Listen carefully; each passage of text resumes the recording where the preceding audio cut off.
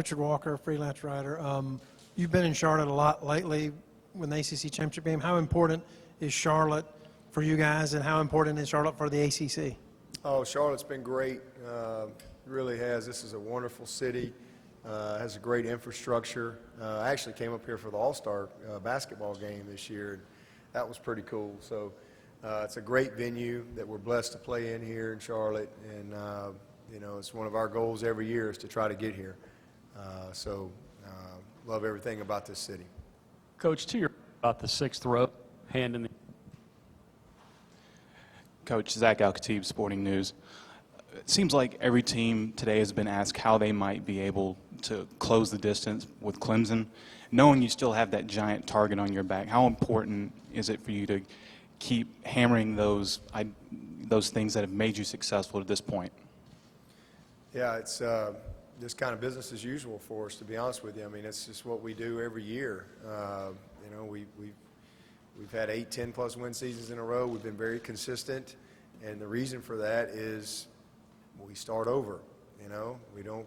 You heard these guys talk about it. We don't carry anything over. It's a new team. There's new challenges. You got to redevelop the leadership, reinstall the core values. I mean, I'll start my meetings tomorrow with the coaches. We'll have 5 days, and even though we've all been together for a long time, when we meet tomorrow, it's as if we all just showed up and met each other for the first time. And we're going to install the program, what we do, how we do it, why we do it that way. And then we just go execute the plan. But that's just the mindset that's woven into the culture. And so it's always about what's next. And you got to show up every year with something to prove. And so that sense of urgency, we create that all the time, and it's in our off season, our strength conditioning program, the way we practice, the way we meet and message with our team. So for us, that's what we do, and then you got to continue to recruit the right people, develop your players, and we've been able to consistently do that. Coach, to your left, first row. Coach Steve Reed from the Associated Press. Over the last several years, you guys are, I think, 34-2 against ACC foes. You beat them by an average of 22 points. Seems like most teams you're rolling over, but over the last couple of years, there's one team it's really giving you fits, and that's Syracuse. And I wonder why those guys have been able to play with you, and do you view them as the biggest obstacle in your path to getting to where you want to go? Yeah, I mean, we've had a lot of teams give us fits. We've had some good wins and some games we've been able to get control of, but shoot, we had 3 games with Louisville go down to the last play. I mean, we've had epic battles with NC State. I mean, I know Florida State this year was a different type of game as they're transitioning, but we've unbelievable battles with Florida State and on and on and on. But Syracuse, Dino's just done an unbelievable job. It's a great place, and it starts with him. I mean, he's put a good staff together. They have a great philosophy in place. They're incredibly well coached. They've recruited well. They develop well, and you can tell that it's a relationship-driven program. I mean, he does a great job in connecting with his players, and they play hard. They play hard. He's created the belief, in his team that they can win, regardless of who they play, and that's what it takes. And he's done an awesome job of instilling that mindset into their team, and he's had good players. Had some really good players. So I don't see them going away anytime soon. Coach, to your right, first row. Coach, Dan Tortora, wakeupcalldt.com. Last season I asked you about faith. There's obviously something else with this team than just simple recruiting and wins and losses. What can you say about the culture that you have that's developed at Clemson and the fact that this team not only wins games but does it professionally in a humble way? There's obviously pillars to the foundation that's built there, and just to go into that and what Clemson truly is. Yeah, well, that starts with the process that we go through tomorrow, starting with our staff and making sure that everybody's on the same page. So again, we'll have 5 days from about 8:30 to 5 o'clock. No phones, we don't leave, and when we walk out of there, we're ready for the year. And so it starts with the people involved. I mean, I think I got 19 former players on my staff in different roles. So it's very connected. You know, it's very relationship driven. Got relationships with, I mean, you can look at my staff. I mean, you know, Woody McCorvey was my coach. Lemansky Hall, Thad Turnipseed, Mickey Kahn, I played with them. Danny, I coached with him. He was one of my coaches when I was playing. You know, Tony, I coached Jeff. Tony was a GA for me. You know, it just kind of keeps going on and on and on. And so I work with a group of people that I love, and we have great relationships. And so Clemson's a special place. There's a quality of life and a simplicity of life in Clemson that's really special. That's just kind of a natural resource that you really don't understand until you have lived it. And I think that's part of it. You know, when this is your profession, and I think our staff, and especially the staff that have been other places, they realize, you know, how unique it is to be able to live in a place like Clemson and then, you know, have this unbelievable stage to do what you love to do, you know, on the weekends, and then they all leave. You know, so it's just an awesome place, a bunch of good people. We have a great administration. There's a great chain of command and alignment, you know, with our board and our president and our AD. You know, we're just all on the same page, and we like each other. And so we've built our culture through loving our players, you know, graduating our players, equipping them with the tools that they need to go be successful in life, making sure that they have a good experience and that they win, you know, but in that order. And so we've kept the main thing. We haven't changed anything since 2009 when I got the job. It's the same thing, same deal. It's just, you know, we stayed the course. We stayed committed to the vision of the program, even when sometimes it didn't make sense to other people, or other people wanted us to do this or do that. You know, we stayed the course. And I think, you know, God has blessed us with an amazing journey, a great group of people, a group of young men that have chosen to come in and buy in and believe. 'Cause I can be the greatest coach in the world, but if the players don't buy in and don't believe, it's not going to work. And so we've had a bunch of selfless players and staff that have bought into the philosophy of the program and how we do things, and it's been a great journey. But you know, we're just getting going. We're just getting going. It's been a fun time. I can't believe I've had 10 years already under my belt. It'll be my 11th full-time year, but it'll be my 17th at Clemson.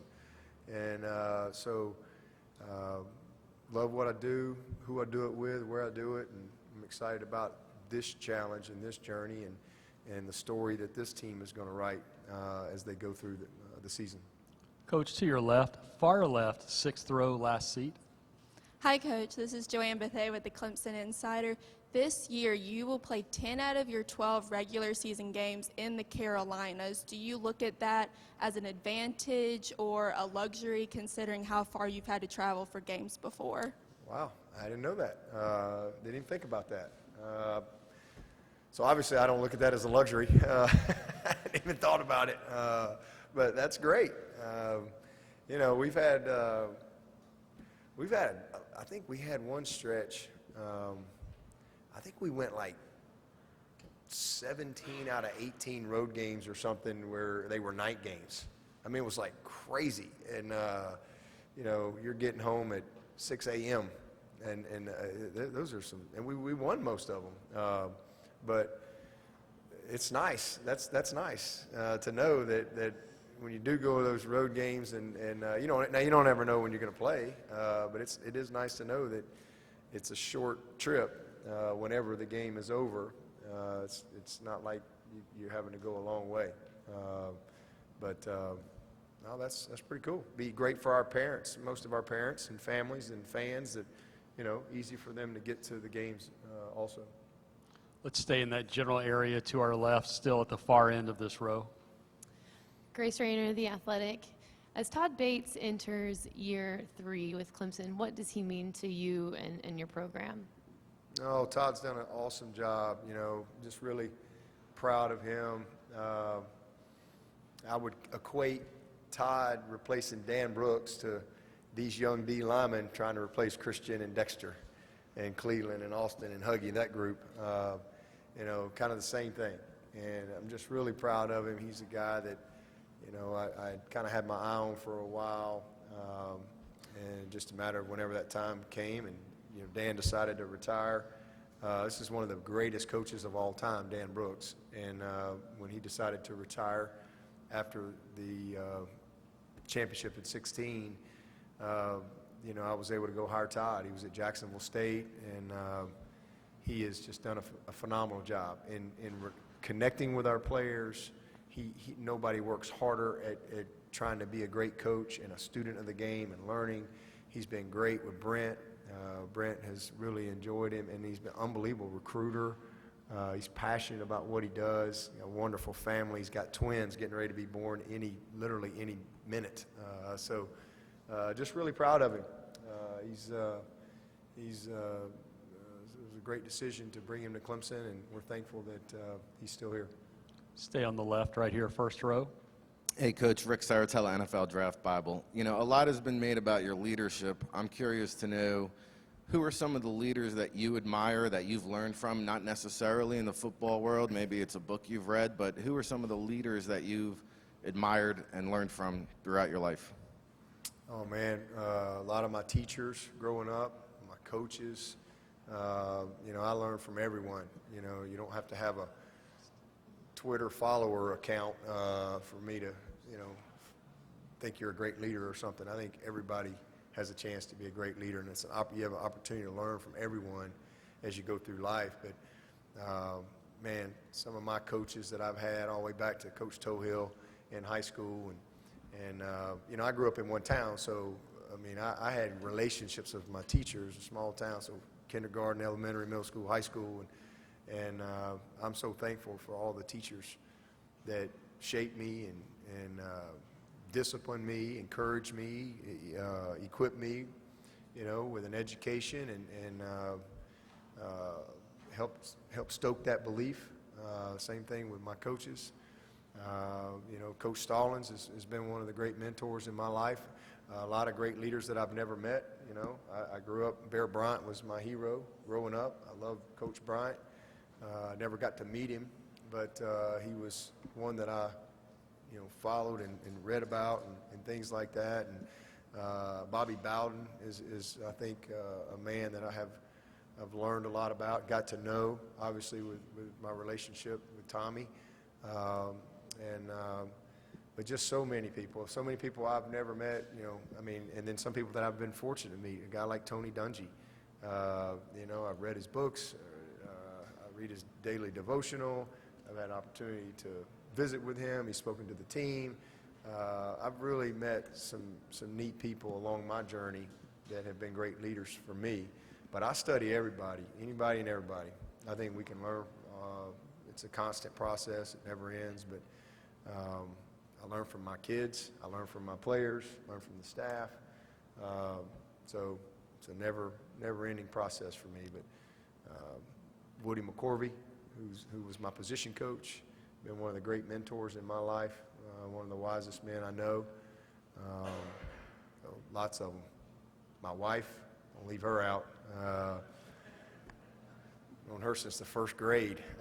She's been a great leader in my life, for sure. Coach, follow the center aisle, third row to your right, orange shirt. Coach Trevor Groves, CUTigers.com. The other room just now, you were talking about that recruiting cycle when you got Kayvon and Isaiah late in the process. Is that a situation you could see yourself using the transfer portal if there had been one back then?